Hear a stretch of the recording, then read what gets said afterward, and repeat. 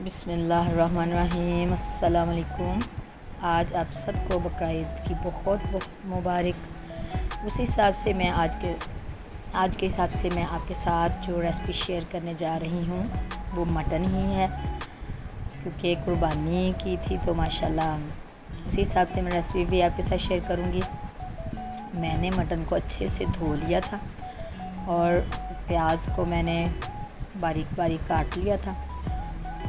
प्याज को ड्राई ही करना होता है ताकि इसको जब हम मसाला बनाएं ना तो उसमें फिर ऑयल जो पानी है वो नहीं होना चाहिए। ये मैंने हंडी ली है, मट्टी की हंडी। इसमें मैंने पानी डाल दिया था और मटन को मैंने इसमें बॉईल करना रख दिया। ये मैं अलग से इसका मसाला तैयार करूँगी।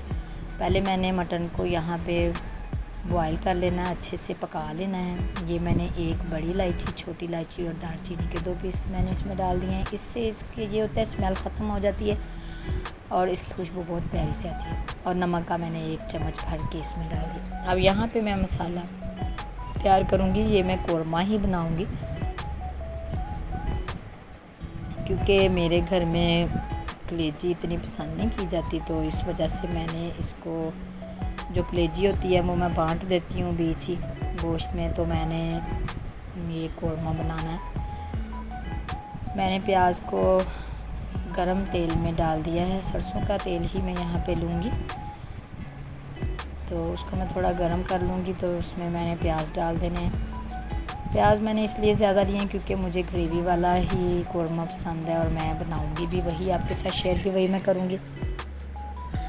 इसको मैं अच्छे से पका लूँगी। ये लाइट ब्राउन शेड में आ जाएंगे प्याज, इस तरह देखें लाइट ब्राउन से आ गए हैं प्याज। इनको इतना ज़्यादा ब्राउन नहीं करना क्योंकि ये बाकी मसालों में अच्छे से घुल जाएंगे। ये मैंने पेस्ट बना लिया था, लहसुन, अदरक और टमाटर 2 अदर जो मैंने लिए थे उनका मैंने इनको ग्राइंड कर लिया था और मैं इसमें डाल दूँगी। ये अच्छे से प्याज भी मैश हो जाएंगे इंशाल्लाह, देखिएगा तो बहुत अच्छा सा कोरमा रेडी हो जाएगा। और आप बताएं आपकी ईद कैसी गुज़री। ये जो ईद होती है ये तो हमेशा से ही माशाल्लाह ये कुर्बानी में ही गुज़रती है, क्योंकि गोश्त को बनाना समेटना सारा कुछ इसी सिलसिले में ये गुज़र जाती है। तो मैंने यहाँ पे नमक डाल दिया है और सुरख मिर्च, मैंने दरदरा मिर्च जो होती है ना वो मैंने ली है, वो मैंने इसमें डाली है। और मैं इसमें हल्दी नहीं डालूँगी। हल्दी डालेंगे अगर कोरमे में तो उसमें कलर येलो येलो सा आएगा। मैंने अभी फ़िलहाल इसमें हल्दी नहीं डाली है।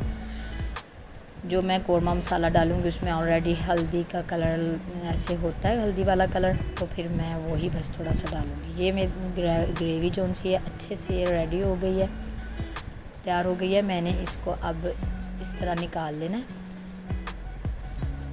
प्लेट में। मैं इसको निकालूंगी सारी ग्रेवी को मैं।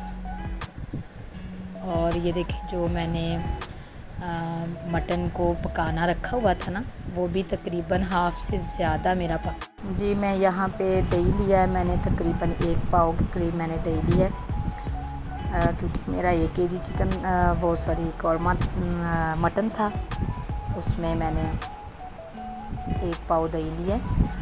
दही में मैं कोरमा मसाला 1 चम्मच ही सिर्फ डालूँगी और साथ में मैंने ज़ीरा पाउडर डाला है और थोड़ा सा मैंने नमक, अगर मुझे कम लग रहा होगा तो मैं इसमें डाल दूँगी, वरना फिर चख के फिर डालेंगे। ये मैंने सारा ही जो इसमें था दही वो भी मैंने यहाँ पे डाल दिया है। ये कोरमे को अच्छे से ग्रेवी में कर देगा। और ये देखिए मेरा ग्रेवी कोरमा रेडी है बिल्कुल। वो जैसे ही मैंने डाला दही को मैंने अच्छे से भून लिया था और मैंने उसको अच्छे से पका लिया था और गोश्त भी मेरा माशाल्लाह से गल गया है सारा बहुत अच्छे से। तो अल्हम्दुलिल्लाह मेरा कोरमा रेडी है।